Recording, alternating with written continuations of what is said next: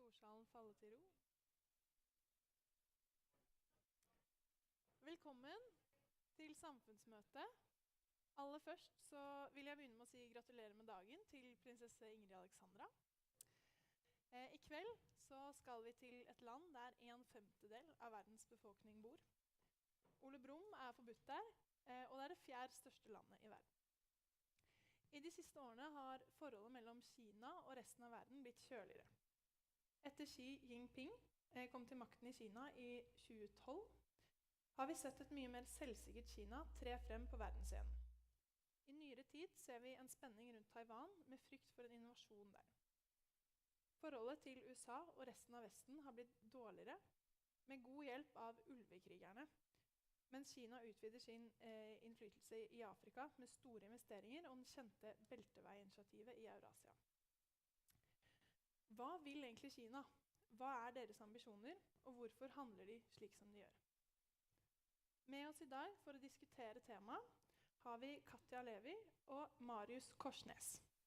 Velkommen til Samfundsmøte Kina mot Verdensherredømme. Møtet er satt. Mitt navn er Annika Vigsnes Taule, og jeg er kveldens møteleder. Og mitt navn er Frøy-Elisabeth Hamstad, og jeg er kveldens referent. Styret har forslag til følgende dagsorden. Punkt 1, møte satt. Punkt 2, godkjenning av dagsorden. Punkt 3, styret informere. Punkt 4, nybygg informasjon. Punkt 5, valg av kandidater til rådet. Punkt 6, politisk 5 minutter. Punkt 7, innledning til tema. Punkt 8. Ja.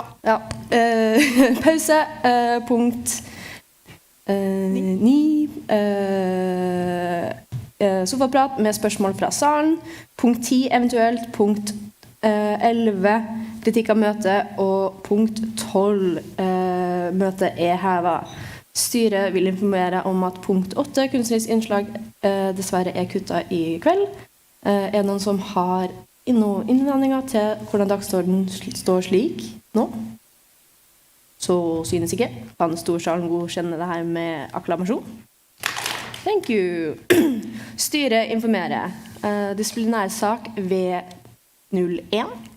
Styret har vedtatt å inndømme et medlem utestengelse fra studentersamfunnets interne områder. Medlemmet blir også fattet muligheten til å inneha eller utøve frivillige verv i regi av studentersamfunnet. Straffen gjelder til og med 1.1.2004. Dette er for å utøve vold overfor 2 medlemmer. Det er skjerpende at medlemmet har vært involvert i en voldshendelse tidligere. Dommen er gjeldende fra 18.1.2023. Og så har vi endring av valgsystemet. Styret jobber for tida med en endring av valgsystemet. I løpet av våren vil det bli en avstemming på et lovendringsforslag. Vi setter pris på all tilbakemelding og all ytring folk har å komme med før dette møtet, enten på talerstolen eller på mail til styre-valgsystem@samfunnet.no. Medlemskampanjen er fremdeles i full driv. Frem til mars blir hvilke fordeler man får som medlem på dette flotte huset satt på dagsorden. Prisen for medlemskap er satt ned, men bare på en begrenset periode. Fokuset vil ligge på de campusene hvor det er liten medlemsoppslutning. Så om du går på BI, Tunga, Fotfagskolen, så tips en venn om hva man kan få som medlem. Og til slutt, i morgen klokka 23.59 er fristen for å søke for å bli frivillig på Samfunnet. Gå inn på samfunnet.no/opptak og se hva slags gøy man kan være med på. Lover at det er verdt det. Ja, flott. Da går vi videre til punkt nummer 4, nybygg informasjon. Den er det jeg som skal ha, så jeg skal bare bort på talerstolen.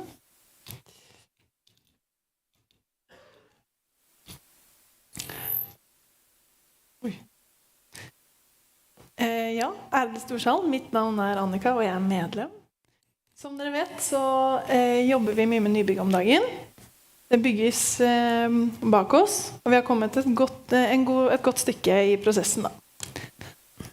Så dette bildet tatt for en liten stund siden, men det ser ganske likt ut på byggeplassen i dag. Vi har kommet oss opp til bakkeplan i bygget, så første etasje. Og det som jobbes med nå å bygge grunnflaten større. Vi bygger utover, både mot Nidelven og mot Elgseter Park. Og etter hvert som vi blir litt ferdigere med det, så kommer vi til å bygge rundt en etasje i måneden. Så det kommer til å gå veldig fort. Så har vi et bygg stående. Så det det bare å følge med på. Vi planlegger også at bygget skal være ferdig på nyåret, altså i starten av 2024. Dette også et av prosjektene vi har jobbet med nå for tiden, og det prøvemyring av fasaden. Vi skal få en fasade som skal vise at dette studentersamfunnet. Og sånn ser prøvemyringen ut, og etter hvert så skal det forhåpentligvis se noe slikt ut. Ja, det jobbes også mye med innhold i bygget. Hvis det noen som ikke så oppdatert, så skal vi jo utvide med 4000 kvadratmeter. Så vi kommer til å få 3 nye scener, nye serveringslokaler, verksteder, møtelokaler og mye, mye mer. Det blir rom for mye gøy og mer av det vi allerede holder på med her på Samfunnet. Vi jobber også mye med utformingen av lokalene. Vi har en gjeng som jobber spesielt med dette, som heter Samfunnets konsept- og prosjekteringsgruppe. De har også søknadsfrist nå i morgen. Hvis noen synes det høres spennende ut, og hjelpe til med utforming av både hvordan lokalene skal se ut, men også hva som skal være inni de, så det bare å søke. Og har du noen spørsmål generelt om nybygg, så det bare å ta kontakt med nybygg@samfunnet.no. Ja, finansiering også noe som jobbes med om dagen. Vi ikke helt ferdigfinansiert med nybygget, men de vi har fått med oss nå Trondheim kommune blant annet, sitt, fylke, NTNU, Velferdstinget og mange flere aktører. Vi har også en kronerulling gående, så hvis du har lyst til å støtte nybygget, så må du gjerne det. Du kan gå inn på Vips, eller på QR-koden her. Hvis du vipser 1000 kroner eller mer, så vil du få muligheten til å få navnet ditt på en støttevegg i nybygg. Og hvis du ønsker å bidra med over 10 000 kroner, så vil du få muligheten til å få navnet ditt på en av stolene i storsalen her, da, som hjertet av samfunnet. Takk.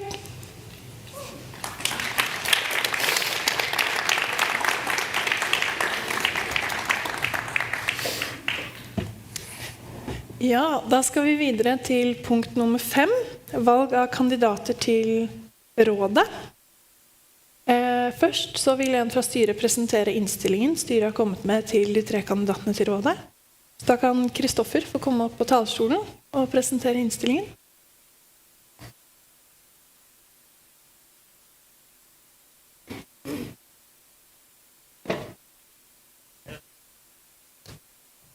Ære storsal, mitt navn Kristoffer og jeg medlem, og jeg her da nok en gang for å presentere styret sin innstilling til rådet. Av de 3 vi velger å innstille, så 2 på gjenvalg, og en da ny. Vi har valgt de her personene fordi vi føler at de dekker de forskjellige behovene vi ser nødvendig innad i rådet. Ingeborg Hollekim Bringslid. Styret innstiller Ingeborg til gjenvalg.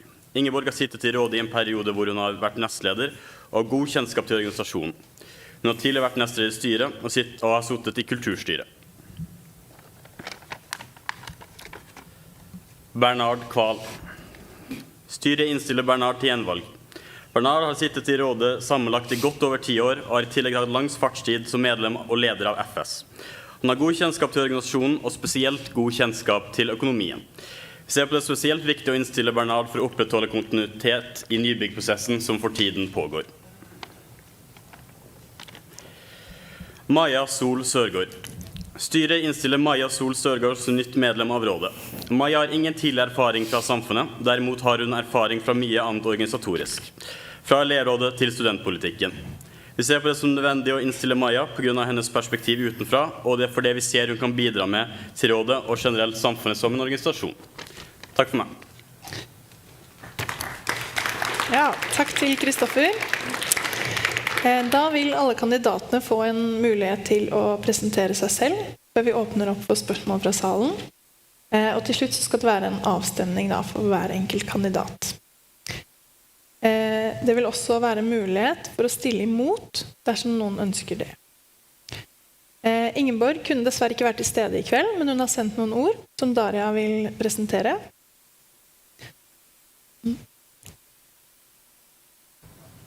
Hallo, jeg heter Daria, jeg er medlem.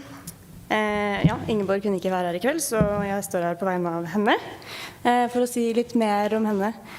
Hun er 29 år, er oppvokst i Bergen, men har vært Trondheims beboer og samfunnsmedlem siden 2014. Hun har som sagt da vært nestleder i styret i 2015-2016, det er da altså samfunnsstyret, og så har hun også vært aktiv i Snaustrin da, i mange år. Hun har også en god del erfaring fra andre frivillige verv utenfor studentsamfunnet. Hun engasjerer seg bredt i samfunnet, men aller mest for saksgangen i denne salen. Hun har sittet en periode i rådet, der hun det siste året har vært nestleder. Og hun stiller gjerne igjen til en ny periode om hun får tilliten til det. Godt valg. Hilsen Ingeborg. Takk. Det er nok ikke så lett å stille spørsmål til Ingeborg i dag, men er det noen som ønsker å stille imot? Så synes ikke. Kan Storsalen godkjenne valg av Ingeborg Bringsli til rådet ved akklamasjon? Takk, og gratulerer til Ingeborg med gjenvalg i rådet.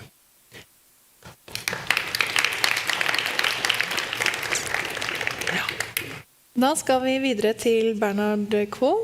Har du lyst til å komme opp på talerstolen og presentere deg selv?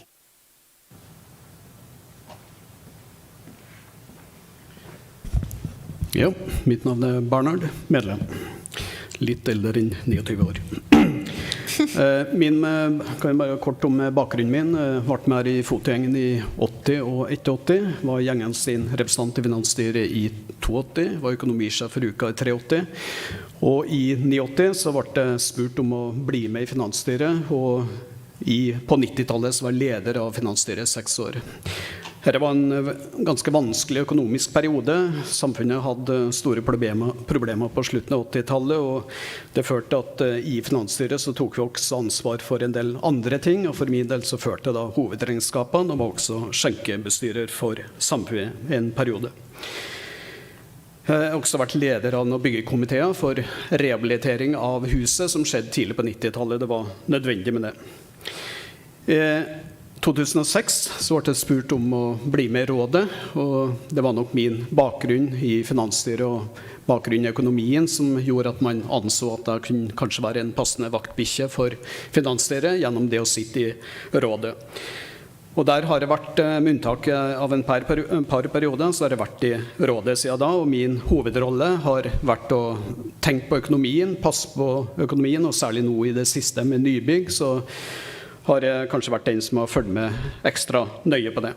Når det gjelder motivasjon for å være med her, så er jo det at Studentersamfunnet i Trondheim er en helt unik organisasjon, med sin størrelse, med sin evne til å prestere gjennom sin daglige aktivitet, gjennom uka og ISBIT for eksempel, som er et ektefødt barn av samfunnet.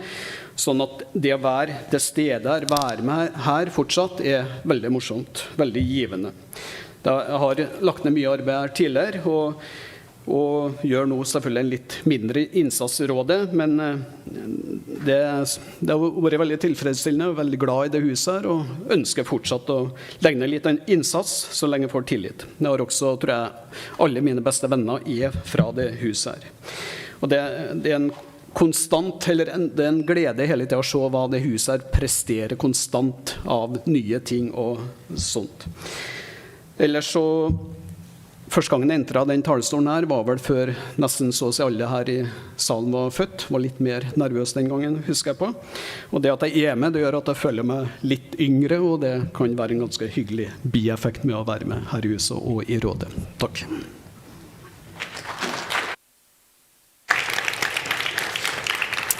Er det noen i salen som ønsker å stille noen spørsmål til Bernhard? Så synes ikke. Er det noen som ønsker å stille imot Bernhard? Så synes heller ikke. I hvert fall ingen som løper bort.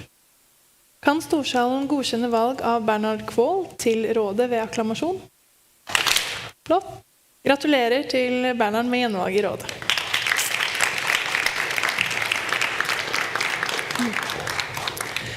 Da går vi videre til siste kandidaten til rådet, og det er Maja Sørgaard. Vil du komme opp på talerstolen? Tusen takk. Kjære storsal, mitt navn er Maja og jeg er medlem. Dette er første gang jeg taler til dere fra denne talerstolen, men det er ikke første gang jeg taler til dere fra et samfunnsmøte. Sist gang så satt jeg der borte og fikk tilliten deres til å lede samfunnsmøtet den 29. oktober. Da kunne jeg meddele at på fritiden så driver jeg på med ordstyrer og vedtekter, og det fikk uforventet mye latter fra salen. Når jeg sier at ordstyring, vedtekter, lover, forretningsorden og generalforsamlinger er noe jeg virkelig elsker og synes det er gøy, så ser folk på meg med litt sånn vantro. Er det mulig å være sånn nerd? Jeg våknet ikke opp en dag og bare, formålsparagrafen, det er den beste paragrafen av de alle. Det er en rekke verv og erfaringer som leder deg til et sånn her øyeblikk da. Alt startet som det ofte gjør med elevrådet, og så utviklet det seg til elevorganisasjon, og så kanskje ungdomspolitikk, og studentpolitikk, og voksenpolitikk. Så jeg holdt på med litt ulike organisasjoner i over 10 år, og har aldri fått muligheten til å holde på med samfunnet, fordi at jeg var ikke så lur å velge riktig studentby. Det har vært fint å være aktiv så lenge på en veldig aktiv rolle, men etter 10 år så er det veldig godt å få lov til å kunne bidra med å legge til rette for at andre kan få lov til å være aktiv og gjøre sitt beste. Så nå så sitter jeg ikke der borte og ber om å få tilliten til å lede ett møte. Jeg spør om tilliten til å få lov til å være en ressurs for dere de neste 2 årene. Kjære storsal, mitt navn er Maja Sørgaard, jeg er 26 år fra Bodø. Har en bachelor i kommunikasjonsledelse, tar en master i kunnskapsledelse, jobber på NTNU på IT. Og har mye annen erfaring som dere kan ta stalk meg på LinkedIn eller Facebook, hvis dere vil se mer på det. Jeg håper at dere vil gi meg tilliten til å være deres ressurs de neste årene. Tusen takk.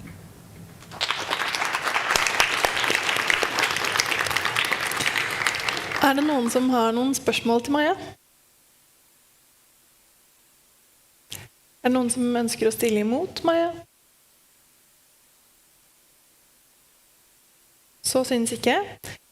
Kan storsalen godkjenne valg av Maja Sørgaard til rådet ved akklamasjon? Takk, og gratulerer til Maja med valg til rådet.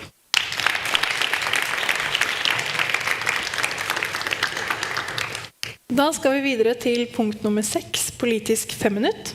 Politisk 5 minutt er punktet i møtet hvor talerstolen er åpen for enhver til å ytre seg om hva enn man måtte ønske. Om det er å belyse et tema, uttrykke en mening, eller bare anbefale en god bok man har lest i det siste. Talerstolen er åpen. Er det her noen ytringer?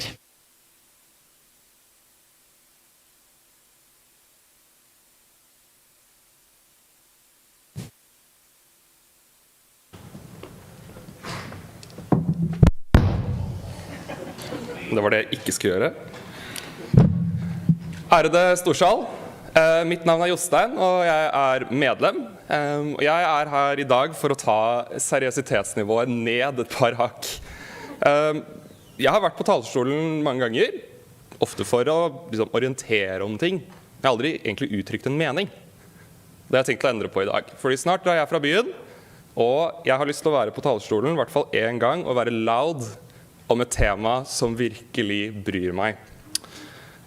Så det jeg tenkte å gjøre i dag er egentlig å ha en god gammeldags roast av noe jeg har en passionate mening om, og det er Værnesekspressen, folkens. Og jeg skal gi dere bitte litt grann backstory. Værnesekspressen, flybussen i Trondheim, det var et stort tema i avisene i 2010. Fordi da var det 3 selskaper som opererte flybusser mellom Værnes lufthavn og Trondheim.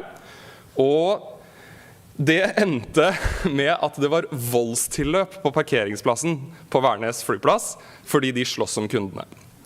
Det Avinor bestemte seg for å gjøre da, var nei, vi må dele opp dette, vi må legge det ut på anbud, så de fikk oppholdsplasser på parkeringsplassen, 2 oppstillingsplasser, og så la de på anbud 2 plasser, sånn at vi kan ha flere selskap som opererer for å opprettholde konkurranse. Kjempefint.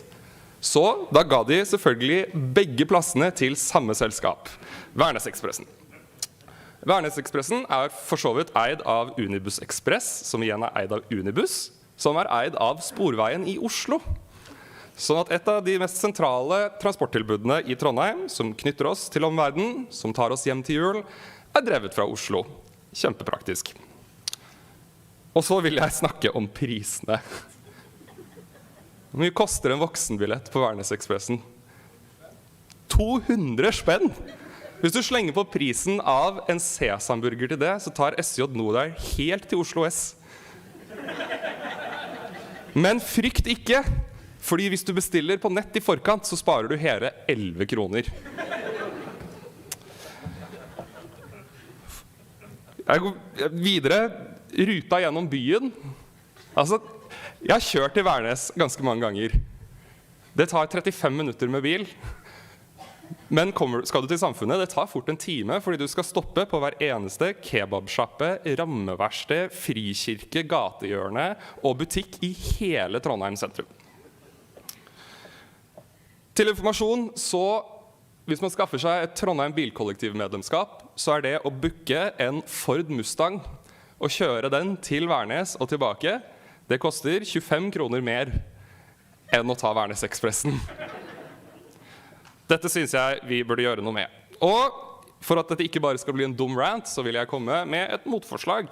Hvordan dette kan løses. Fordi vi har allerede et kollektivtilbud i Trondheim. Det går et tog til flyplassen, og det koster overkant av 40 kroner. Så jeg foreslår, la AtB ta over driften av denne linja. Kjør den direkte til den flotte nye plassen vi har utenfor sentralstasjonen, og la resten av kollektivtilbudet ta distribusjonen ut gjennom byen. Jeg takker for meg og foreslår at frem til dette tilbudet blir bedre, så sier vi til Avinor sitt styre at de alltid velkommen på Samfunnet, men inngangen koster 200 kroner. Men frykt ikke, dere kan spare 11 kroner hvis dere bestiller på nett i forkant. Takk for meg.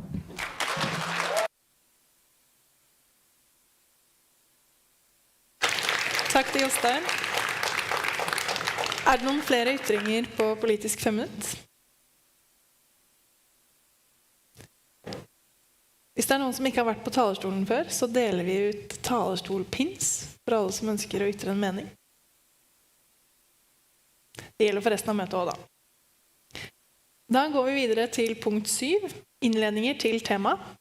I kveld så har vi med oss Katja Levi. Hun førsteamanuensis ved Institutt for sosiologi og statsvitenskap og ved Institutt for språk og litteratur. Ønsk henne velkommen til talerstolen.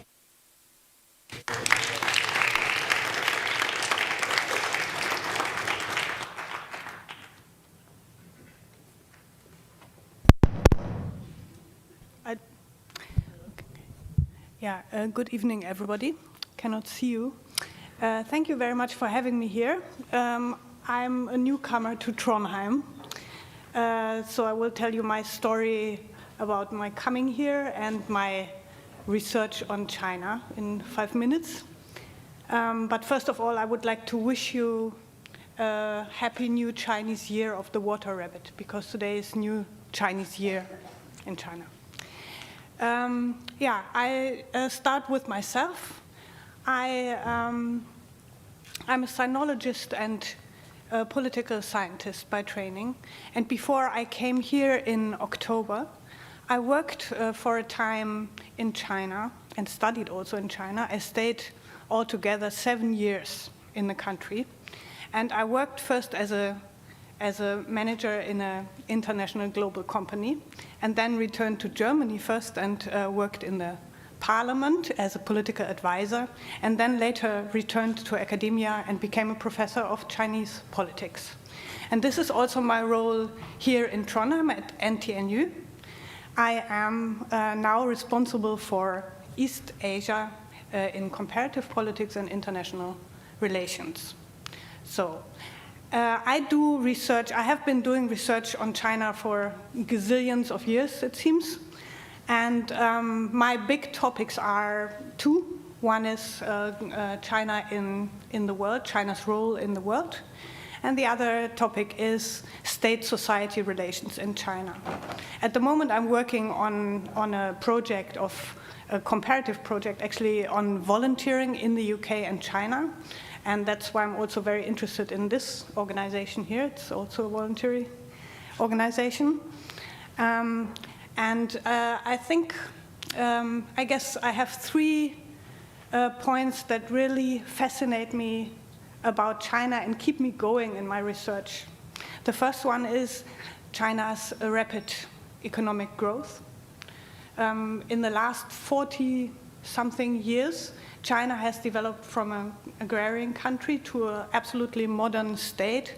If you go to Shanghai or Beijing, you think you're in America, Chicago or New York or somewhere.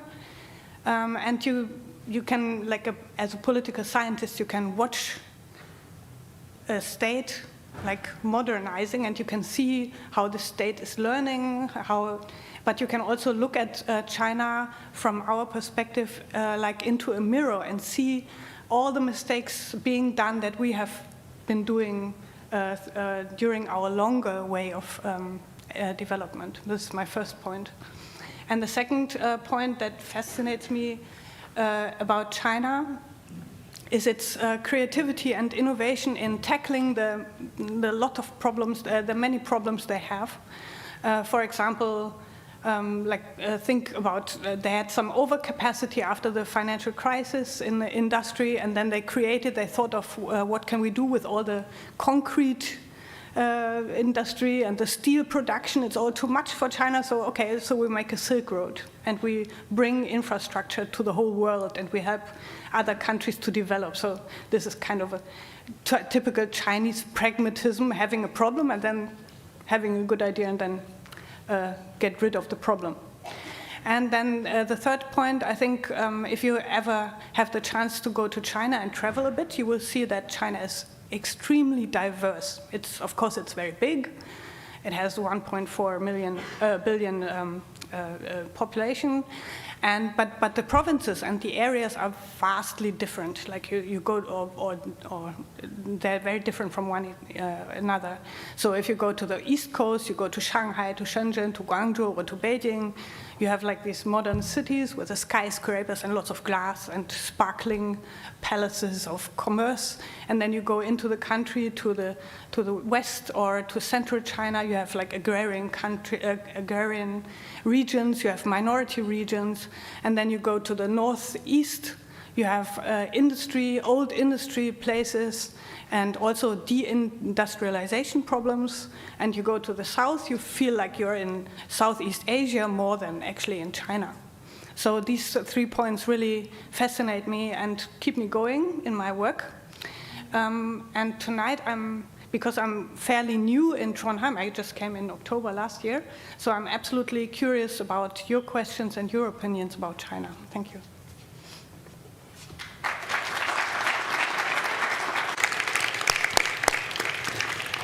Tusen takk til Katja.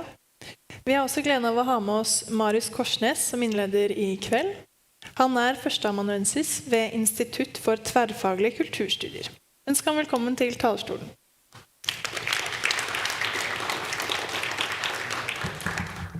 Thank you very much. I tried to be careful with that one, but it's very sensitive. So my name is Marius Korsnes. Thank you for the introduction. It's great to be here. I am from Samfundsmøte here on the west coast in Norway. I'm not a member, unfortunately, but thank you for the invitation to come and speak to you anyway. I'm not a sinologist, but I have studied China for some time. I have done my bachelor's degree at the University of Oslo, where I studied history, and I did study Chinese history. I was very fascinated about why China didn't develop their own scientific revolution, so to speak, like happened here in Europe. This is actually what is called the Needham question. So if you're interested in Chinese history, you should look up Joseph Needham, because he was the one who asked that question. What's fascinating about it is that China was developing very advanced technologies long before we did it in the Western countries, in Europe, and well, definitely before the US, because they didn't develop so much until very recently. My master's then, after my bachelor, I did my master's about environmental issues at the SUM in Oslo, University of Oslo, Center for Environment and Development. And there I studied wind energy in China. And after that, I started a PhD here at NTNU. I came to NTNU in 2012. It's 11 years ago, about, and studied offshore wind energy in China. So my PhD was about offshore wind energy. Then I started a postdoc, which was about, you guessed it, it was about wind energy, but this time I also did focus on solar energy. So if you have any questions about wind energy or solar energy in China, I can probably help you out. But right now I'm actually working on a research project which is studying meat consumption and milk consumption in China. So I will start working on that. We just started in September. But the good thing now is that now it's possible to go to China again, because China's been closed due to the pandemic, but now they've opened up. So I wanted to ask you a couple of questions just to see who we have with us here today. Can you just raise your hand when I ask the question? Have you ever been to China? Just raise your hand if you've been to China before. Who's been there? Just about two people. Okay, that's good to know. So then the next question I had, if you tried to learn Chinese language, have you ever tried to learn Chinese language before? That's, oh yeah, that's one person. Great, nice. It's a tough language to master. Did you know that today was the Chinese New Year's Eve? Do you know that? Raise your hand if you knew. There's, all right, yes. Or was it just because Katja said it? Yes. All right, yeah, great. And actually, right now, it's still the year of the tiger. And I was born in the year of the tiger. And if you know this Chinese system, you would be able to calculate my age just by telling you this information, most likely. But the year that we're going into now, from tomorrow, is the year of the rabbit.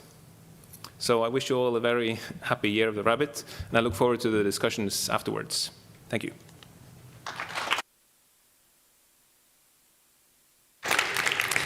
Tusen takk til Marius. Da går vi videre til en liten pause. Den blir på 10 minutter. Så vi er tilbake igjen 1844.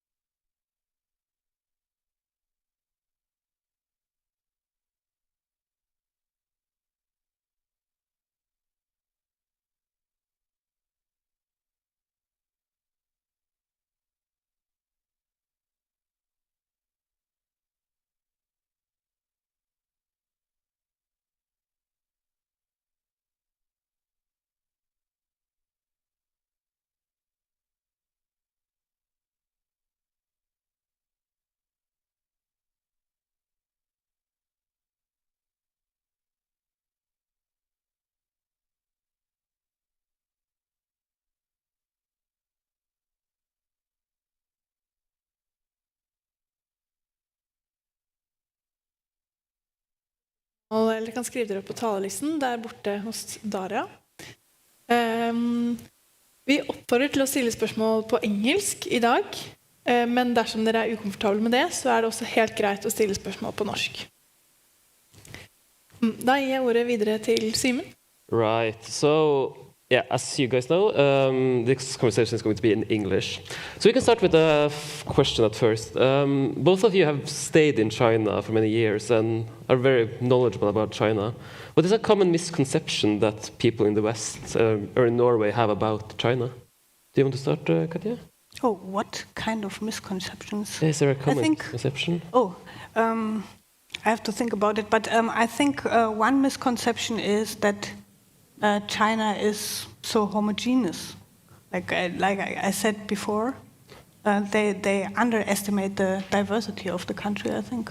In what way do you mean? How is China diverse? Diverse in cultural background, in economic development, in a degree of education, like everything. It's like many countries. When we talked before, we were talking about like, is it maybe like Europe? And I think it's like many Europes in one country, actually. Right. What about you, Marius? What's a concept? Yeah, there's actually a book that's written in Norwegian. I think it's called Misconceptions about China, and it's one of them is that Chinese. So there's 50, but one of the things they list in that book is that Chinese people don't improvise, for example. And that's so not true. If you've been to China, you know that everything is about being able to improvise. You have to, for example, I was a PhD student and I was trying to do interviews with people, talk to people in the government, to talk about wind energy, of course.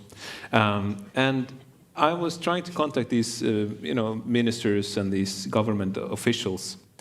Then what would happen was that I'd come to, let's say, a city, or at first I'd try to contact them several weeks before, and they said, yeah, just come to the city and we can talk. And then I would call them in the morning, I arrived in the city, and say, oh, you're here? Okay, well, just come to the office and we'll see. And then when I was in the office, I'd call them again, and they're like, just wait 5 minutes. And then they would go out from a meeting, they'd come and talk with me for like 10 minutes, then go back into a meeting, for example. And just scheduling, it's very, very hard to schedule something in advance if you want to talk to people in China. So that's just one example. That's like a big misunderstanding about China. So, but my main point is you have to go to China to find out about these things yourself. Right. Can Esten Melhus come up and ask the question? And can Gina Eckhoff prepare for her question? Ærede Susann, mitt navn Esten og jeg medlem.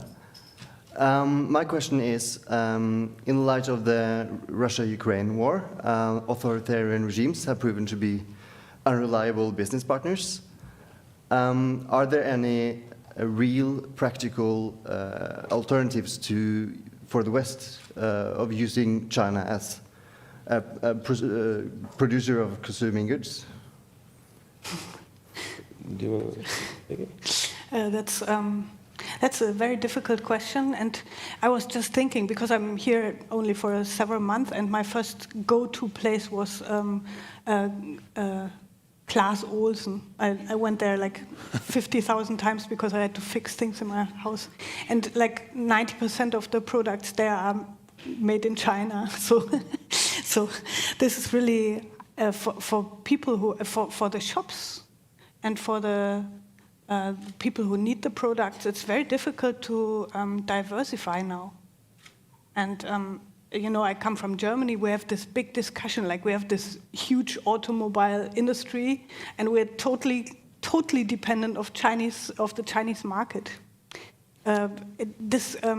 You must imagine. I was first in the 1990s in China, and there was one brand of taxi cars. They were red Santana, and they were made by Volkswagen, the German company. And like the whole city was red with the German cars in the 1990s, also very early, and this was a huge country or a huge city of, I think at that time, 13 million inhabitants. So, and now we have, so for example, the car producers, they really have a problem to diversify. But the only solution is like to keep things in China going, but don't rely completely on China. That would be my answer to the businessman. Yeah. Do you have anything to add, Marius? I didn't understand the question. I think the question is that they feel like we have a general reliance on China that maybe is not sustainable in light of the Russia-Ukraine war and how the international society has developed after that. Yeah, I still don't understand it. I'm sorry. Because one thing is that Russia has invaded Ukraine, and then another thing is that we are trading with China. For example, I mean, I understand. I understood the question. Like, I can only give German examples. I'm sorry, but the typical in Germany we were completely dependent from gas from coming from Russia. So our whole heating system was dependent on Russia, and suddenly we were like, not we personally, but our friends in the Ukraine were in war with Russia, and we had to stop importing because there were the sanctions. We were supposed to all sanction Russia to sanction it for the war. So we were dependent, and then you suddenly you see like the dependence. So what are you supposed to do when you're dependent and you're not longer allowed to use the things from authoritarian countries? But of course, it's problematic because we are not in war with China. I mean, maybe this was your problem. Yeah, I mean, there are several things about it, but I mean, I guess the short answer would be that if you take a sustainability perspective on this, reduced consumption would be very good for all of us. So, that would be my answer. Right. Can Gina F.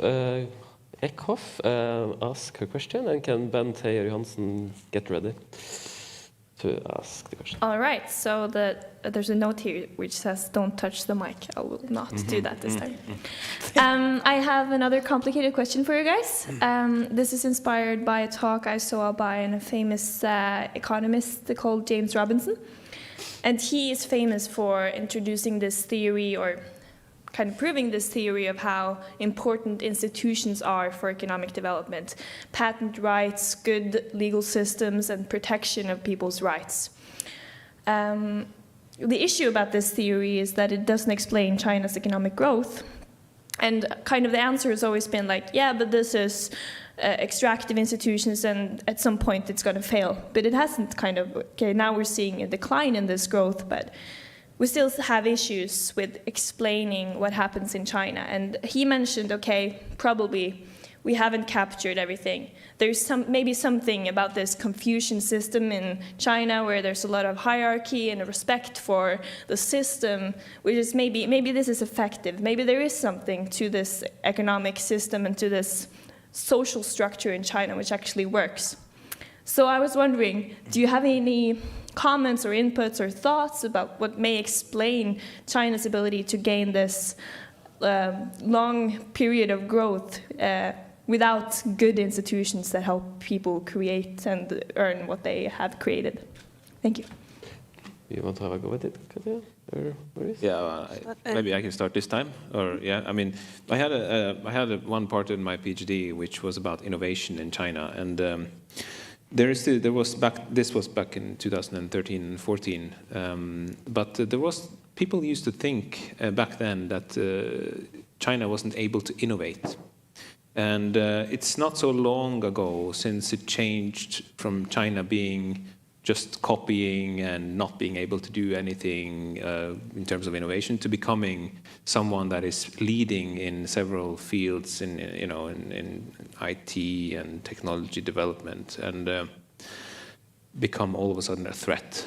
So went from being just someone that you disregarded to becoming like a threat in terms of innovation. And I think it was sort of a little bit naive back then, those who were saying that China is not going to be able to innovate, and I did write that in my PhD as well, and you know, the assumption that you need to have democracy to be able to innovate is sort of I think that's a kind of a misunderstanding, because what you have in China, and maybe not so much these days, but back then it was sort of a very capitalist society where you were able to, they were very much encouraging you to start new enterprises and to start new ideas. And you see, you lived in, for example, I lived in Shanghai at the time, you'd see a new store popping up, trying something, and 2-3 months later, they would close because they didn't work out. And so this kind of trial and error kind of mentality was very much present. So I think that this question about what institutions work for which purpose, I think it's a good question, but it's not, I don't think that you could say that China had bad institutions for being able to learn to develop industry and technology. So I think that maybe sometimes it's kind of conflating the issue of, let's say, democracy and, you know, capitalism. So that would be my short answer. Do you have any comments to add? I think there was a plan to develop a Chinese economy, and it started with Deng Xiaoping in 1978, at the end of 1978, and he started two things with his special economic zones. They opened like certain areas in China where they would invite foreign capital and foreign technology. And so the big thing, so the starting point of the development was to have certain experimental areas where foreign investment could happen with no tax paying, no borders, no rules, no nothing. So just get the thing going. And these foreign investors, they were thinking, wow, 1.4 million people, if each one buys one toothbrush from my company, I will be rich, so I will go to China. So they brought, and they also brought the technology to produce the toothpaste or the toothbrush or whatever. So technology and money were invited with very good conditions, very huge market, and like a paradise for a businessman. And at that time, it's true, there were not many institutions. The institutions came later. And I think I'm not so sure what the speaker, this economist actually said about the institutions, but I think there are different kinds of institutions. Like one is to protect what you gained. For example, I think that's what you were referring to in your question, like to protect your private property. Mm. And the law for protecting private property came only in 2007, like 20 or 30 years after the actual things started.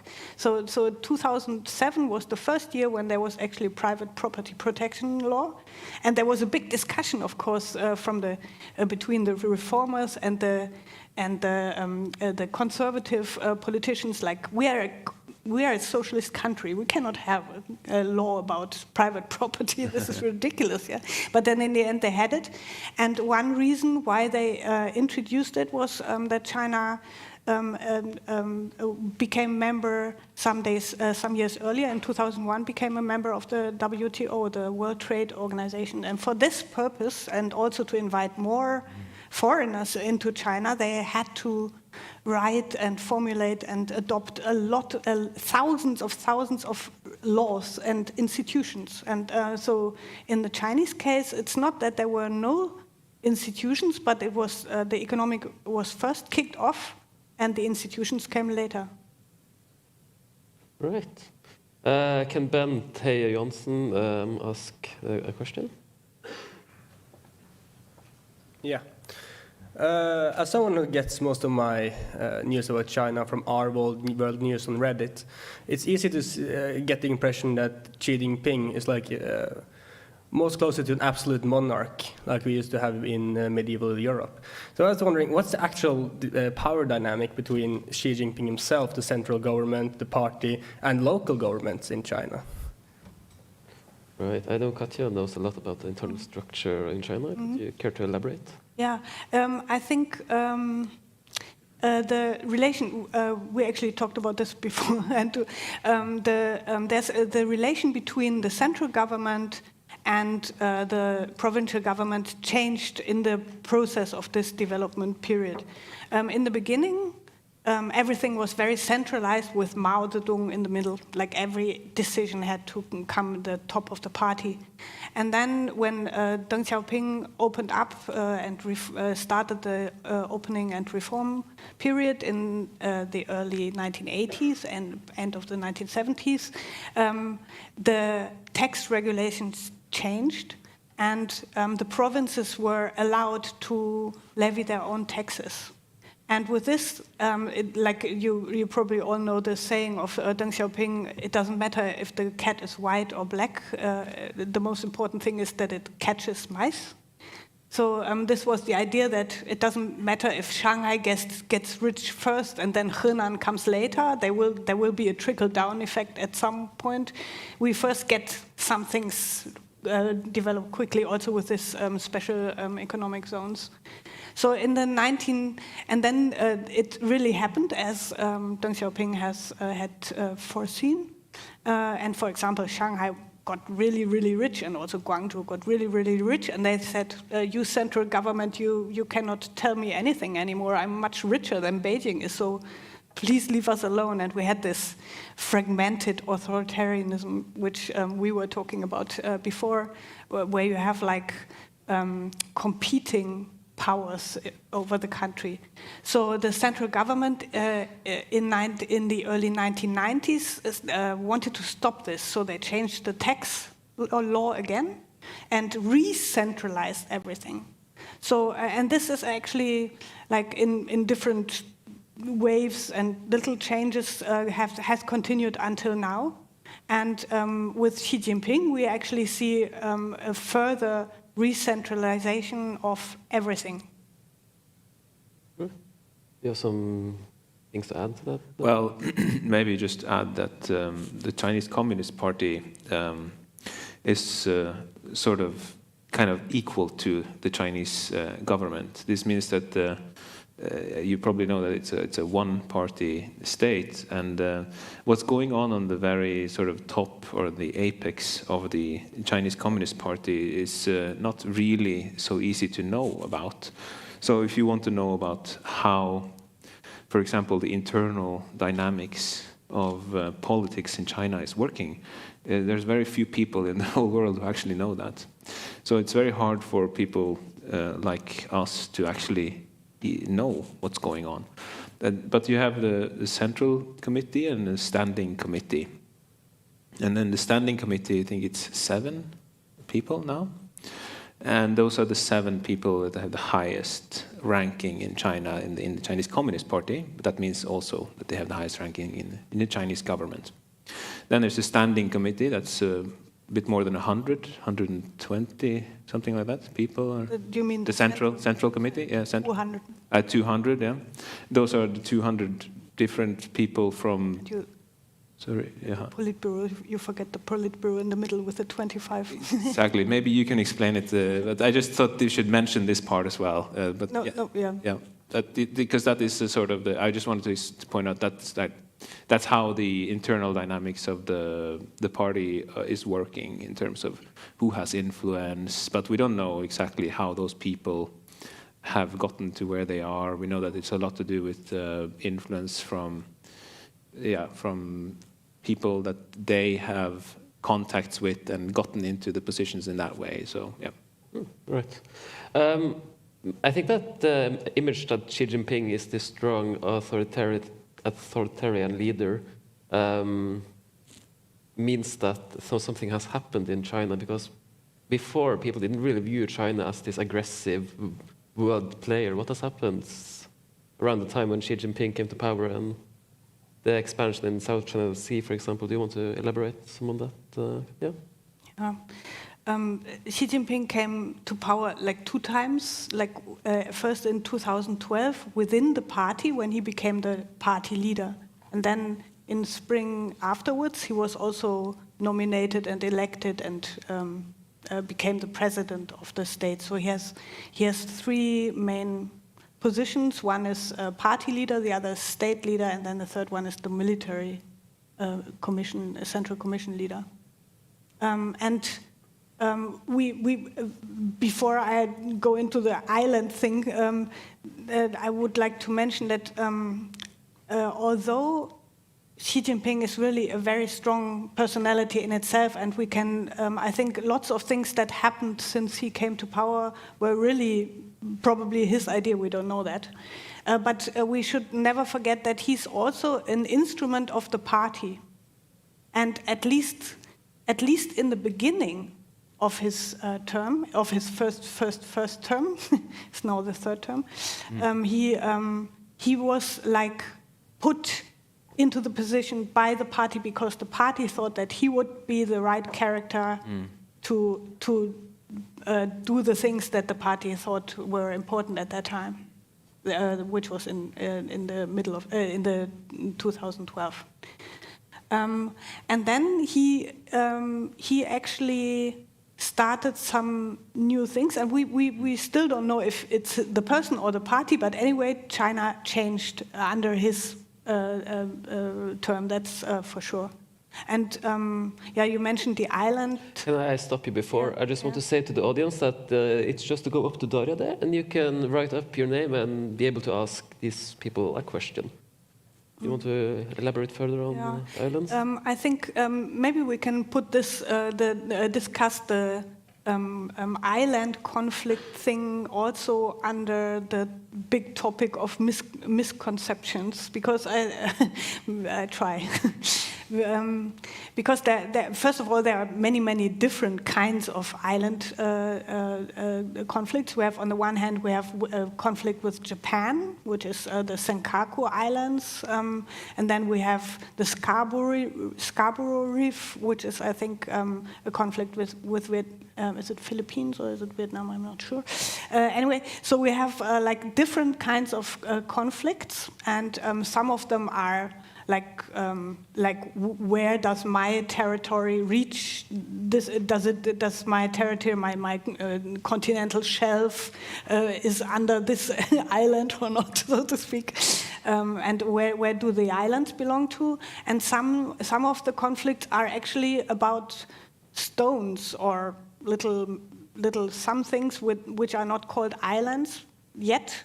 But China and also Vietnam, they are actually like pouring concrete on them and making islands, inhabitable islands out of these original stones. So there are several Asian countries in this area of this China Sea who are fighting for the rights of whose territory is it actually.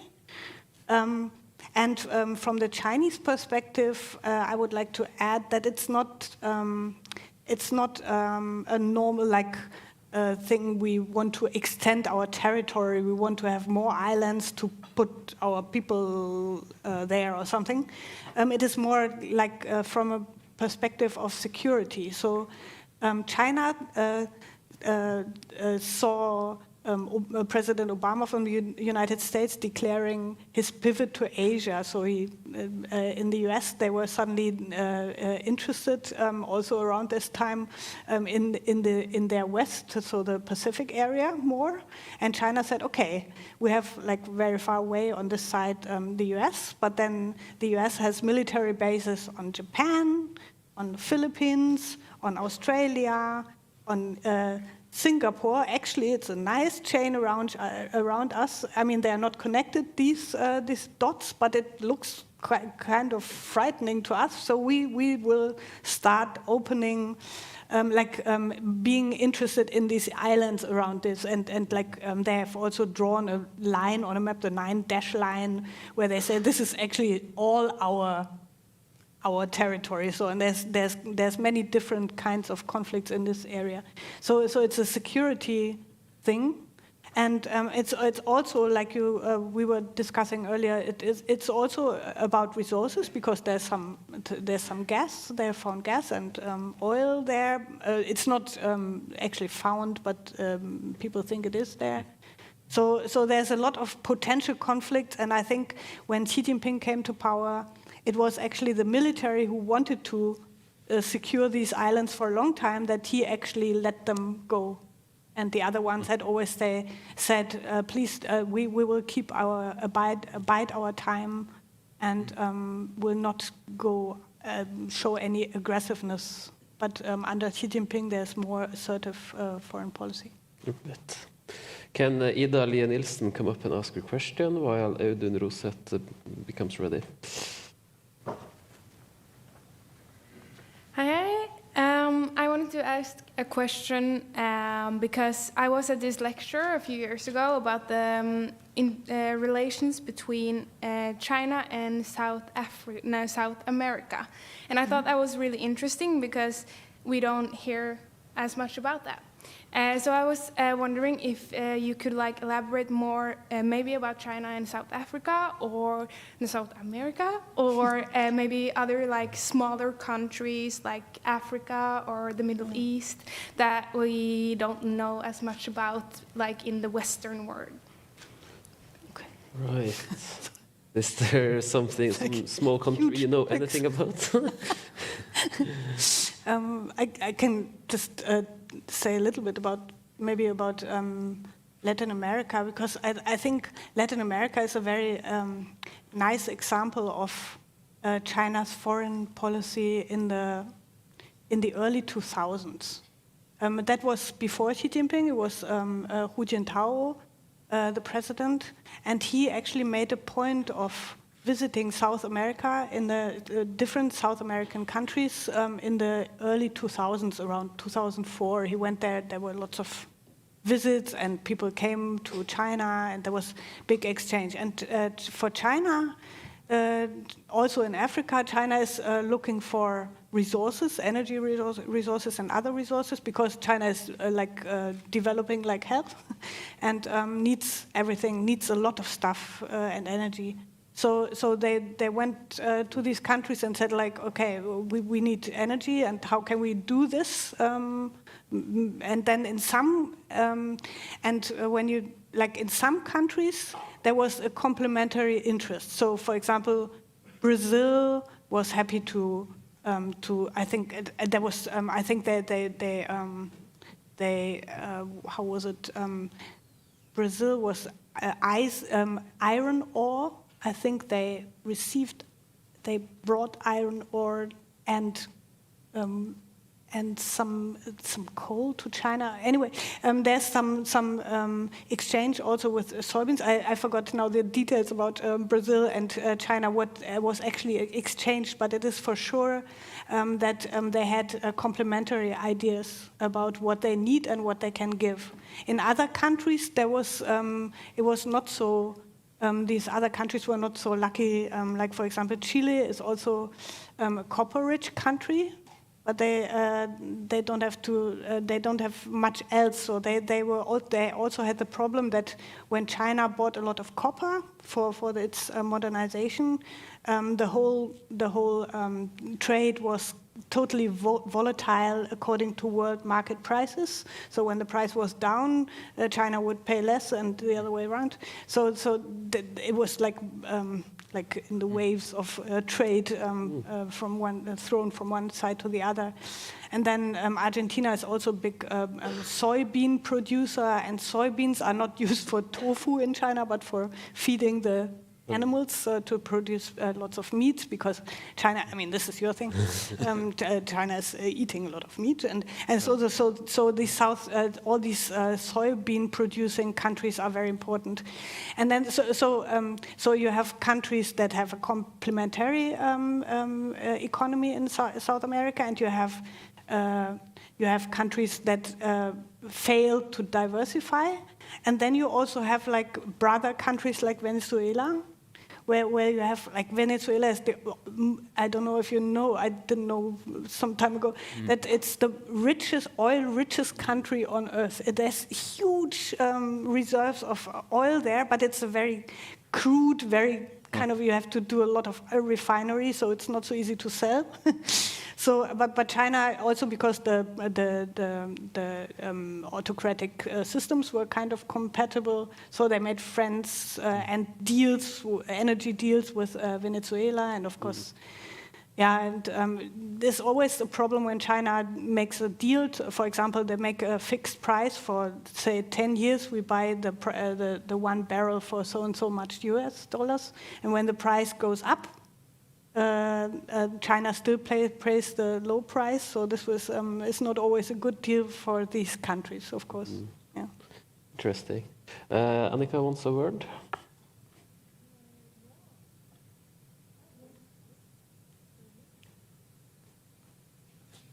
Hallo, der er det. Styret foreslår å sette strek i talerlisten om 3 minutter. Er det noen innvendinger mot det? Nei, da setter vi strek om 3 minutter. Det er fortsatt bare å skrive seg opp borte hos Daria, hvis dere ønsker å stille spørsmål. Og de som står på talerlisten nå er Audun Rosett, Nina Salvesen og Gina Eckhoff. Right. I think we could go over to the next question if you don't want to elaborate some on Latin America. No, thank you. I don't know anything about that. Well, Audun Rosett can come up and ask his question, and Nina Salvesen can get ready. Yes, hello, my name is Audun, as you said, Simen. My question might be a little bit big, but I was wondering if you think that China might someday could become a democracy, or if there's any chance that they could become that, or if it's just like, authoritarian ruling there. Yeah. Oh, I can start on that one. Okay. Yeah. Well, in which time horizon are you imagining this future? Because their future is endless, and many things can happen. So I would not rule it out. But if you look about I think, and you have to correct me, Katja, if I'm wrong, because this is not my field. But I think in the sort of the very long-term plans of the Chinese Communist Party is to become a democratic society. It's something like within 2050 or something. It's supposed to be a democratic society. But what that means in a Chinese context is completely different than what we probably think about as a democratic society. So, this debate has been a long debate about regime change in China, and that it might become more like a Western democracy that we know from Europe and other places. But I would say even today the concept of democracy really is different depending on where you look. If you look at the US under Donald Trump, was that more of an authoritarian form of democracy? No, of course that's a bit extreme. But I'm just saying that that I think it depending on how you see it, if you want to have like a full democracy where people vote on the different parties that they want, I think that definitely is the possibility for the future of China, but I don't think that's very near future. Yeah. I'll give my word over to Annika. Ja, da har vi satt strek på talerlisten, og de som står på talerlisten nå er Nina Salvesen, Kina Eckhoff og Naomi Basira. Do you want to very quickly, do you want to add something to the question? Or do you, Katja, do you want to add something to the question, or shall we continue on? Maybe I just add a little thing. I think to become a democracy, then there would be, an opposition would be needed. And at the moment, the oppression of any democratic thought or any movement is so big that the opposition cannot really form. So I think it will really take a long time. I think I mean, the democracy would have to come from the Chinese people themselves, and I think at the moment there's no one who actually plans to start it. Right. Well, Nina Salvesen can come up and ask a question, and Gina Eckhoff can prepare. Hello, my name is Nina, and I want to ask a question about something that you mentioned in the beginning when you introduced yourself, Katja. You had an interesting thought, and that was that the things that we see in China and the things that they're doing that are somewhat problematic in the modern world is also something that European and Western countries have been doing for a longer period of time, but like they're going through this development, and maybe there's the thought that we should allow some of that problematic behavior because they also need to go through that character arc, if you may say so. And I want to ask, kind of like in international relations perspective, we cannot ignore how problematic China is at times. We have the Uyghur population in Xinjiang, we have the business in Taiwan and Hong Kong, how they are somewhat supportive of Russia and North Korea, the surveillance of the people, and lots of things that is really not good and is difficult for Norway and other countries to have relations with them. So it's kind of like two questions. How problematic is it that China, the way that it is today, is gaining so much power in the world in terms of politics and commerce? And the second question is, how much should we as countries allow, because they need some space in order to develop to hopefully a better place? When is it enough? That's two big questions. Do you want to start, Katja? Yeah. When I referred to these problems that we went through and they are going through, I didn't actually refer to human rights violations, which are actually there in China, but I was referring to Marius' topic of environmental degradation, and so maybe you can. I leave this to you. So I think we can. In this, to my view, I think there is some rationality to say we have to leave them develop, and then they should stop this environmental problem or climate change things. But for the question of how much we should tolerate the human rights violation, that's a very tricky question, because we also have to think about what can we actually do. So one thing is, I mean, we definitely not tolerate or applaud to what's happening in Xinjiang in the camps or something. We have to acknowledge that it's there, but what can we actually do? I mean, we can sanction China, and we can stop. We can like criticize it publicly, and we can also try to do something in the United Nations. But in the end, we cannot invade China and stop it, because, like for example, U.S. tried to do this in many countries. I just mentioned Afghanistan. It doesn't work this way. So on the one hand, we can use all these instruments that we have, like sanctions, like not buying things that were produced by people by political prisoners, for example, or something. That's of course a way. And for example, in Germany now there's this production chain law. I don't know about Norway, but there's also something happening on the EU level. So we shouldn't buy things that were produced in the end by slave labor or something. So that's a good start. So we have like this little instruments to change things, the situation in China. But I also think that it's impossible to only cooperate with our like-minded friends. I think world politics also doesn't work like that. You cannot just trade with perfect democracies, because like then if then there's suddenly a person not so much democratic in a democratic country, should you stop then cooperating with them?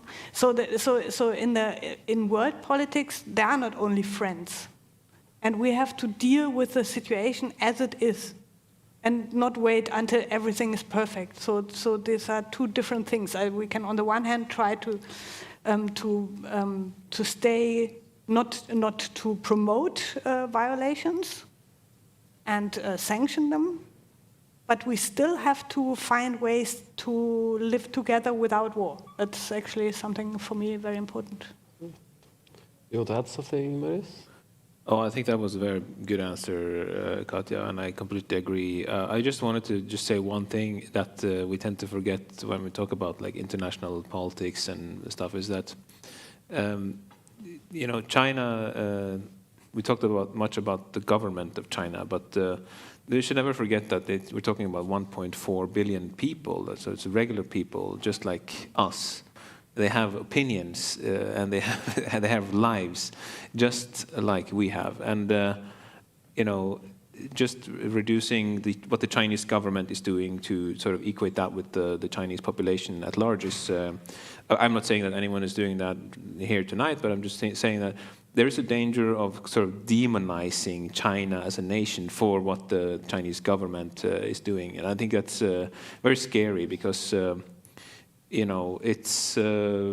it's really, first of all, very unfair to do that towards the whole Chinese people, but also it's sort of dangerous if we are creating these images of enemies that are kind of lurking around and they're going to trick us. And I heard people say like, I don't trust.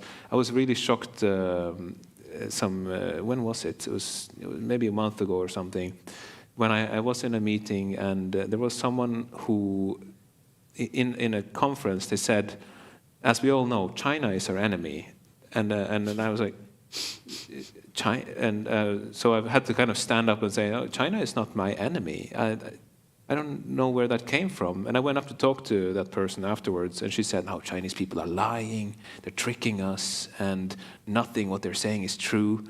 And I got really concerned. Is that what people think about Chinese people? That's extremely, that's scary. Because then you've been kind of, I don't know, tricked into kind of a dark web hole where you are thinking that every Chinese person is a crook. That's to me that would be a big and very scary way to go. And that type of simplification, is very, very wrong. And so we have to separate between the Chinese government and the Chinese people. So that's just wanted to add that. Right. Gina Ekhoff can come up and ask her question, and Naomi Basira can get ready. So my name is still Gina, and I'm back here because I had a new question inspired by something you said, Marius. And this is, in order to do this distinguishment you were talking about, this is about the Chinese government. Yeah. So you mentioned the plans they have for 2050 with, for instance, working towards a democracy. And I also remember reading somewhere that they want to become the main cultural commercial influencer of the world, which USA is right now. So I don't know this much about this, and I want to learn. Do you guys know anything more about what are the long-term goals that the Chinese government have? And maybe if you know something about this, do you think that they have an ability to reach these goals? Thank you. Was that a question to me, or was it? To both of you. Okay, yeah, because I don't know so much about that. But it sounds to me like this concept of soft power.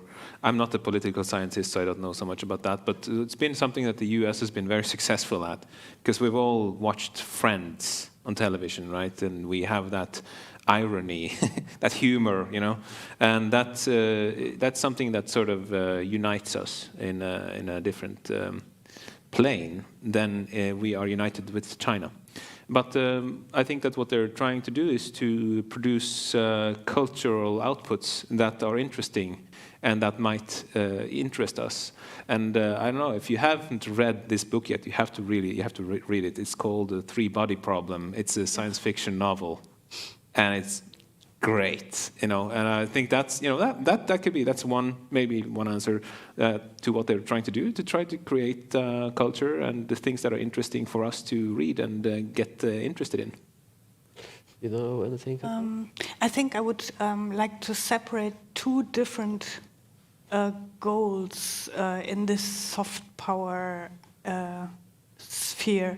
One is what they are trying to do and completely fail is to make people love them. They try everything, like they built these Confucius institutes, and they have they have a saying that is tell China's story good or well. That's something they try for years now, and it just doesn't work at all. They get more and more hate. It's the opposite is happening. So they don't reach at all this soft power goal. But what they actually reach is that they bring new ideas to the world, and after a while, these ideas bear fruit. For example, coming back to the Silk Road, where they started using their overcapacities to build infrastructures everywhere, like bridges and hospitals and whatever, harbors everywhere, and used this as a development device. Actually, the Japanese did this with China earlier, but anyway. So infrastructure building as a point of development. It was not so known by us in the West. And actually, I come back to Germany again. Germany is now discovering we have a horrible, outdated infrastructure. Our bridges are falling apart. We still don't have Wi-Fi in rural areas. It's a mess. Our trains never are on time, and it's horrible. If you compare these infrastructures between Germany and China, China is so much more advanced. So in this, they are actually very subtly, plant ideas in other countries. For example, that infrastructure is a worth in itself. I think we didn't know that before China did this. And there are more ideas like this. For example, this idea that you can be an autocratic state, but let the capitalism grow. Many countries learned from this system already. Right. Naomi Basira can ask her question. Hello, thank you for the wonderful talk. A few years ago, I was considering to take an exchange semester, and I was asking one of my older family members that lives in Africa, and he was really strongly advising me to consider China. I'm Congolese originally, and China has a significant influence over the economy and infrastructure. It's just obvious, and I lived in Uganda as well, and most of my friends have a boss they're working for a Chinese company, so that is how much influence we've got now. So now I live in the West now, and I can't help but wonder, should we be learning Mandarin? Should we be actually preparing for a world where we are under influence of China, or in a world where China is a superpower to an extent that maybe young people coming out of school should consider, being part of it in some way? Thank you. Thank you very much. I was actually, thank you very much for the question, because I was hoping to have any opportunity here to make advertisement for learning Mandarin. Because first of all, it's very much fun, because you have to learn all these characters, and your brain finds new ways of doing this. So it's good for your brain, and it's and I think what I wouldn't agree what you were saying is that we have to prepare for China governing or dominating the world, and that's why we have to like adapt and learn Chinese. I wouldn't say that, but to learn Mandarin, to understand China better is a necessity now, because China is there. However we like it or not, it is there, and we should know it better. The Chinese know so much about us. They know all the European histories and all the big poets and writers and cultural background. This is all, they all learn this in school, and we know nothing about China. Right. You have something to add? Yeah, I totally agree.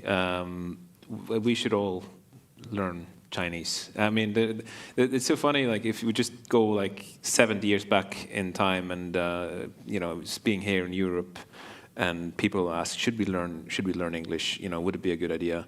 It's always a good idea to learn a language, and especially if you can understand that country and the culture better. It's a great idea, and I don't understand why we don't have more offers of learning Chinese here. I mean, it would be extremely smart in any way, just by having more engagement with Chinese culture and language. Even if China will just stay exactly like they are today in terms of international influence, they are counting 1/5 of the world population still, and it's extremely important that we understand them. So that's why I think it's important. Mm-hmm.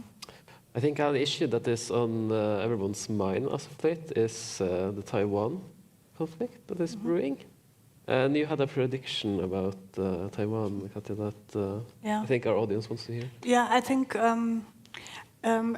also in view of the war of aggression of Russia against Ukraine, people sometimes make a parallel case with Taiwan. And we actually, in Germany again, there's a ministry that issued a China policy, and they actually put a date, like it's 2027, that China will invade Taiwan, wherever this number comes from. It's actually the 100th birthday of the People's Liberation Army in China, but why should they use this? They're very I don't know where it comes from, but people think that there is the danger of China invading Taiwan. It's all over the newspapers.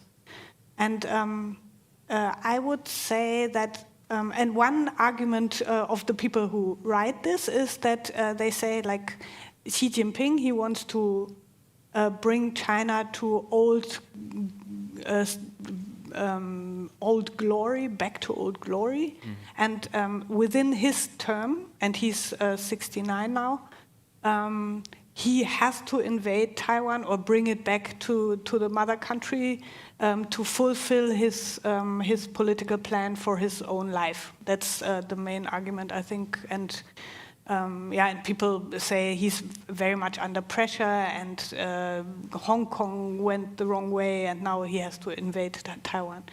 And as far as I have understood, what the Chinese really say in Chinese, for example, is that that they will do this only under certain circumstances, and these circumstances all have to do with Taiwan wanting to become independent, or being encouraged by the US, for example, to declare independence. In a case when Taiwan or Prime Minister Tsai in Taiwan says, I declare Taiwan independent, China will invade. I'm sure that really then they have to do it. But the Taiwanese are not going to say this because they don't want to be invaded, of course. And there are official statistics in Taiwan, made by Taiwanese, and asking Taiwanese about their wish, whether they want to be independent or come together with China or how they want it. And the statistics actually haven't changed much over the years, over many, many years. So like when you ask a Taiwanese person, do you want to be independent or status quo or be part of mainland China, then they usually say status quo. Because it's like a kind of security thinking or like safety thinking, so they wouldn't dare to answer differently. But if you ask a young Taiwanese whether they feel Chinese or Taiwanese, they will all say, and this has changed dramatically over the last years, they would say, we feel we are Taiwanese, we don't feel Chinese anymore. So you have on the one hand this identity, which is really getting stronger and stronger. On the other hand, you have this political wiseness that they better keep it. They want to keep it as it is. Mm. So I think there is. I mean, it's very dangerous to predict things. Maybe Xi Jinping changes his mind tomorrow, and then he invades Taiwan. But as far as I understand the development up to this point, the Chinese leadership has only a reason to invade Taiwan when it really wants to separate itself from, like, officially. Maybe you know that China is acknowledged by most of the countries in the world, and it's also having a seat in the UN Security Council, as you know. But Taiwan is has only diplomatic relations with 14 countries on Earth, and most of them are like tiny islands in the South Pacific or something, and the Vatican. Yeah. Right. It's interesting. So both of you have for long studied or have knowledge of China. You have studied this for like over 10 years at least. So how has things changed in China in the last couple of 10 years? And where do you think China will be in the next 10 years? You can speak about your sector as well, if you... Yeah, there wasn't so many questions about renewable energy than I expected. I think my first time I was in China was in 2011. I lived in Beijing for half a year. And the main, like, the feeling you have in China is that everything is possible. At least back then, you had the feeling that, wow, it's amazing. Yeah, it's like everything can happen, everything is possible. But today, I haven't been there since, actually I was in Wuhan in 2019, in November.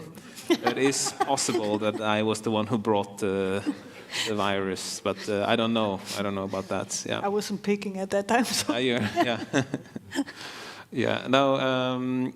So it's a bit hard to say because as a foreigner in China, you experience things differently than as a Chinese in China. And as a foreigner, I didn't have a big feeling that things had changed dramatically in China in those years. The only thing that I noticed was that in places like in Beijing, the city government was starting to reorganize the city in a way where in the past used to be a lot of small stores, small places, bars and stuff like that. That was all of a sudden gone, and it would become regulated to become stores like Armani or like some kind of fancy stuff. I don't know why that happened, but it seemed to be that's like sort of a city development issue there, where they want to promote certain kind of high-end brands in some parts of the city. In terms of politics, it's clear, and that's been it's been looming on the horizon ever since Xi Jinping came to power, is that power has become more centralized around him. And that makes, and also because of the crackdowns that's been now during the pandemic, it's been an opportunity for the Communist Party to crack down on the tech industry and other things. Let's say the horizon for the future has seemed less optimistic, seen from the outside, because of the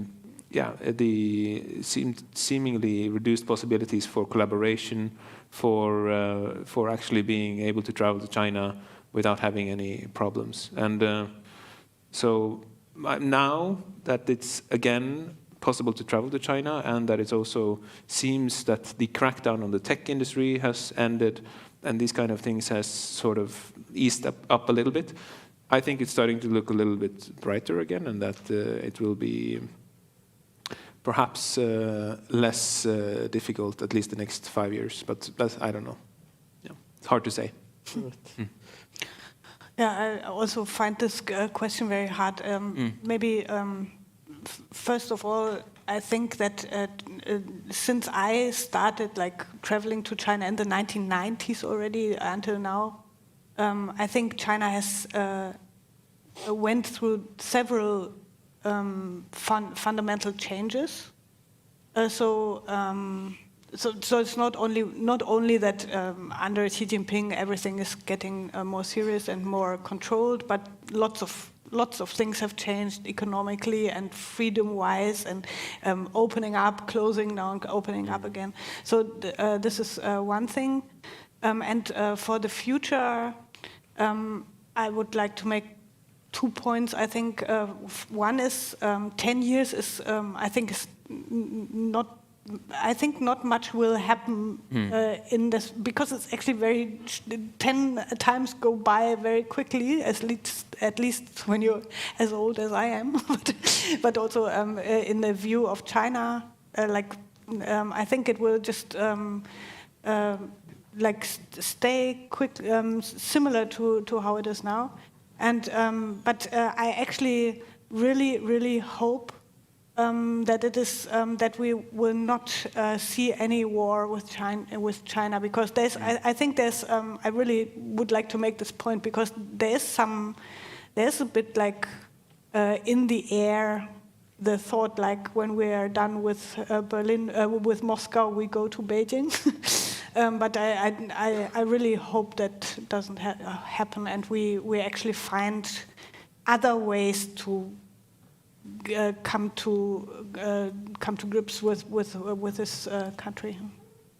Great. I think that will be the last word from this short conversation. So I would like you all to thank Katja and Marius for coming here. Thank you.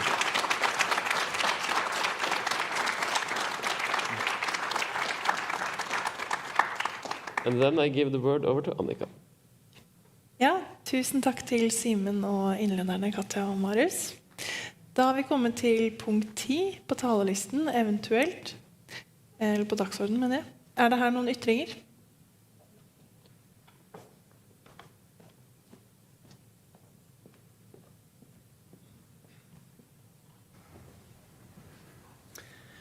Hallo, jeg heter Morten, er medlem, og tenkte å informere om at Akademisk Radioklubb skal ha amatørradio-lisenskurs. Første kurskveld blir 9. februar. Møt opp. Fri og åpen for alle. Gratis.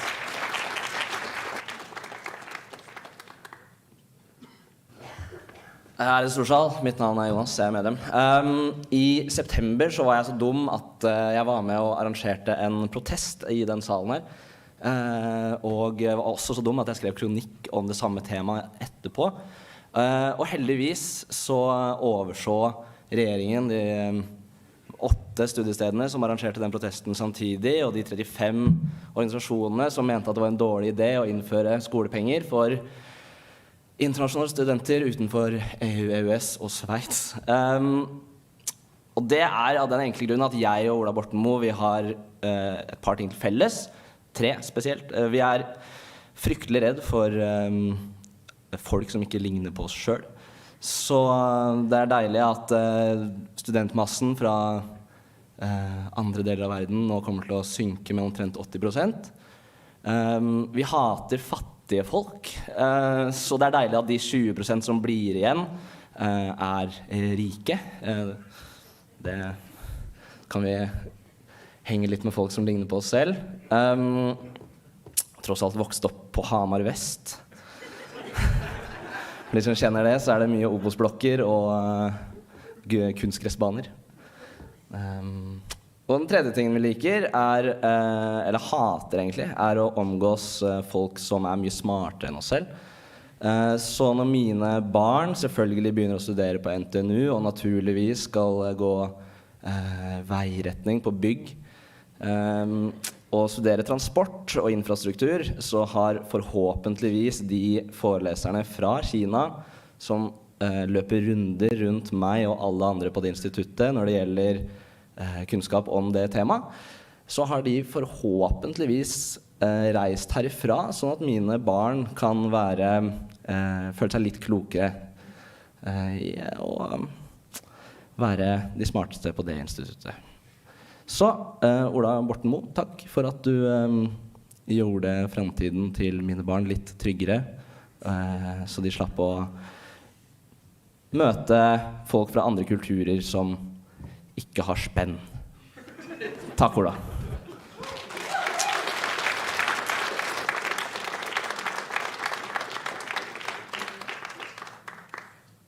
Det noen flere ytringer på eventuelt? Så synes ikke. Da går vi videre til kritikk av møtet. Det her noen ytringer?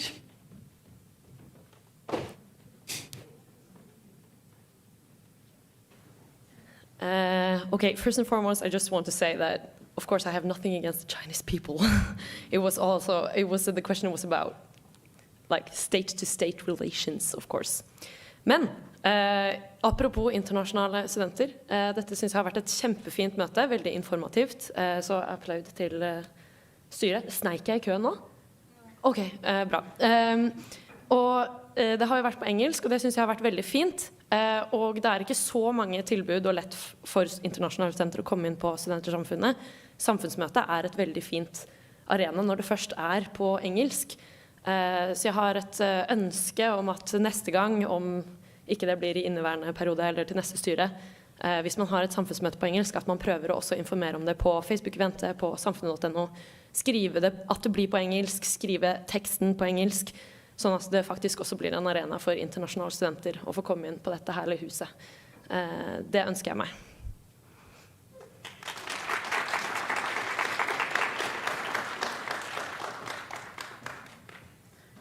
Storsal, jeg heter Simen, jeg medlem.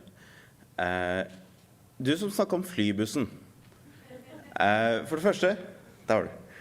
Så tror jeg at noen har skrevet en sang om det, sånn rundt 2009. Veldig fin sang. For det andre, så tilhører du en svært eksklusiv gjeng her i dag, som ikke trenger å hanskes med sånne. Ja, jeg her igjen for å snakke om plast. Det lite bærekraftig å fortsette å servere oss øl i plast. Og dessuten så føler vi som ikke så like som de som litt likere enn andre, vi føler oss litt tilsidesatt når noen får øl i glass. Takk.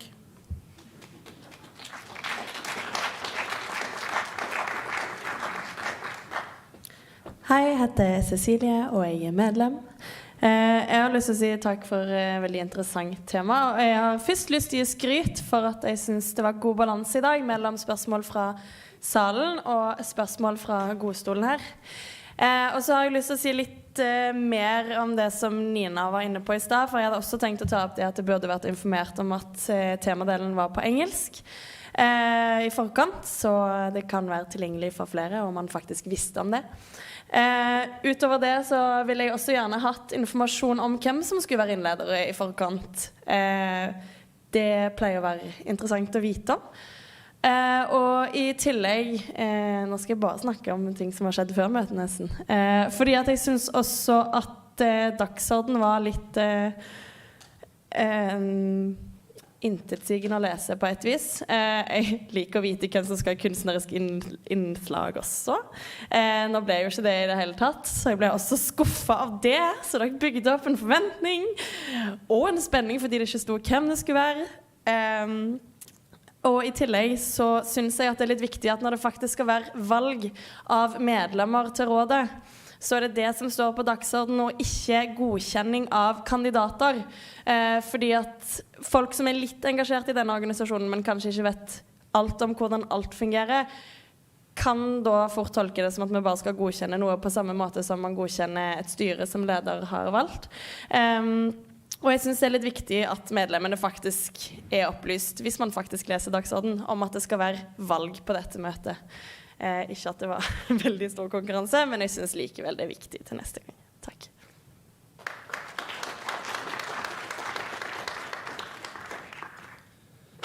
Hello, mitt navn Truls, og jeg medlem. Jeg vil egentlig bare gi litt skryt til den kjekke herremannen i den gode stolen her.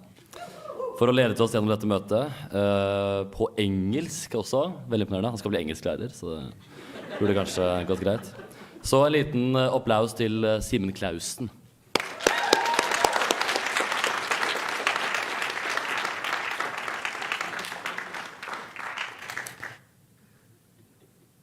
Takk for alle ytringer. Vi skal ta det med oss videre. Før møtet hevet i kveld, så vil jeg gjerne takke alle som har bidratt til kveldens samfunnsmøte.